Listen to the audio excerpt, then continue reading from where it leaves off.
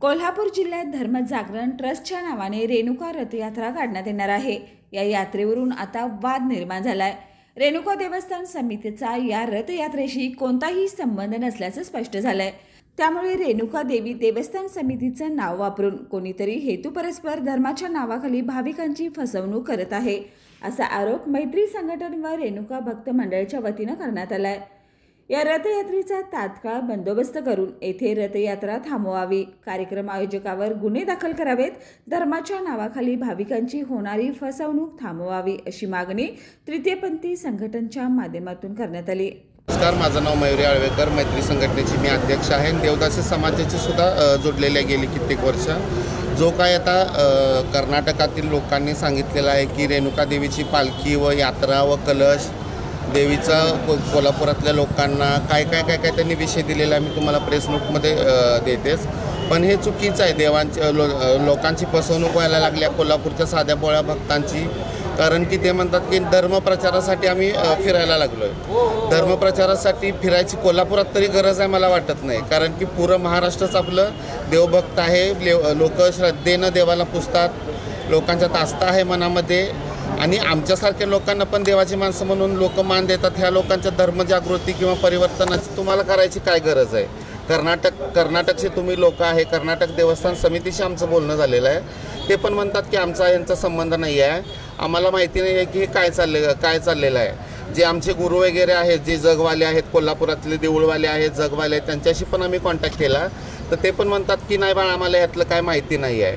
मग त्यावेळेला आम्ही आमच्या संघटनेनी आणि आमच्या संघटनेच्या बाकीच्या ज्या संघटना आहेत अशा सगळ्यांनी मिळून या गोष्टीचा विरोध करायचा। आणि जिथं रथ तो आहे, आम्ही कुठल्या धर्माच्या किंवा संघटनेच्या किंवा राज्याच्या पक्षाच्या कुठल्या विरोधात नाही आहे।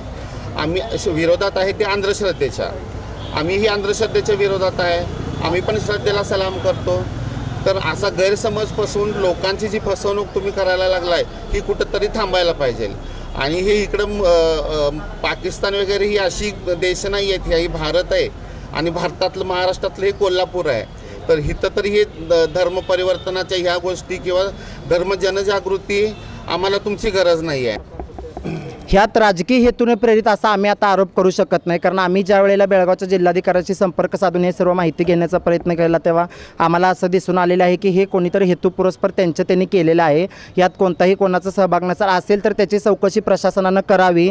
आणि ज्या वेळेला ह्याने आम्हाला बोलतात की आम्ही सर्व परवानग्या घेतलेल्या आहेत, पोलिसांनी आम्हाला परवानगी दिली आहे, माझं प्रशासनाला आव्हान आहे की जर मी एखाद्या नावाखाली, एखाद्या बॅनरखाली जर एखादं कार्यक्रम ऑर्गनाईज करते तर प्रशासनाची जबाबदारी होती की त्याची खातरजमा करायची। आता ह्यांनी या ठिकाणी नाव घातलेलं आहे सौंदत्य रेणुका देवस्थान ट्रस्ट, तर पोलीस प्रशासनाचं सुद्धा कर्तव्य होतं की त्यांनी बघितलं पाहिजे की खरंच त्या देवस्थानांना परवानगी दिली की नाही। ह्यात प्रशासनाची सुद्धा जबाबदारी आहे। यामध्ये आता त्यांनी कारवाई करायला म्हणतात की धार्मिकता आडवी येते, धार्मिक गोष्टीला आम्ही विरोध करू शकत नाही। जर धार्मिक गोष्ट लोकांची फसवणूक करून केली जात असेल तर मला वाटतं की भारतीय संविधानामध्ये तो गुन्हा आहे आणि याच्यावर कारवाई झालीच पाहिजे। दरम्यान मागण्यांचं निवेदन संघटनेच्या अध्यक्षा मयुरी आळवेकर यांच्या नेतृत्वात जिल्हाधिकाऱ्यांना देण्यात आलं। तर मैत्री संघटनेच्या या लढ्याला रेणुका भक्त मंडळाने पाठिंबा दिलाय। बाळ, फ्रीजमधून श्रीखंड काढ ना। आम्ही पूर्वी घरीच बनवायचो श्रीखंड, त्याची चवच वेगळी होती। आता काय सगळं रेडीमेड। आजी, हे श्रीखंड खाऊन बघ। आज तुझ्या आईनं घरीच बनवलं की काय?